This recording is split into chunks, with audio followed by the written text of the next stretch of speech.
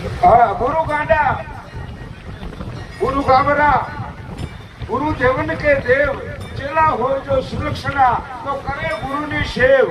આવડો મોટો માનવ મહેરામણ ભેગો કરવો ને સાહેબ, કેટલી જગ્યાએ કેટલા માણસોને કામે લગાડવા પડતા હોય ત્યારે આટલો મોટો માનવ મહેરામણ ઉમટે ત્યારે આ તો સ્વયંભૂ ઉપડી પડતો હોય તો એ બાપાની મહેરબાની છે, દાસ બાપુની મહેરબાની છે, એની સેવાની મહેરબાની છે, સેવકોના પરિશ્રમની મહેરબાની છે કે આવડો મોટો માનવ મહેરામણ જે અહીંયા ઉપસ્થિત થતો હોય અને છતાંય સરસ મજાની સેવા થાય, સરસ મજાની વ્યવસ્થા જળવાય, સરસ મજાનું ભોજન કહેવાય, આવી સરસ મજાનો પ્રસંગ ઉજવાય તો એ બાપાની બહુ મોટી મહેરબાની કહેવાય.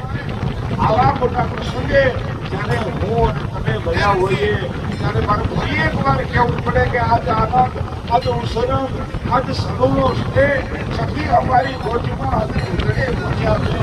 આવા હવે ચંદનજી સાહેબ વિનંતી કરો કે બાપા હવે આપ આવો અને બાપાના વિધિવત એમ કહેવાય કે પૂજન કરો.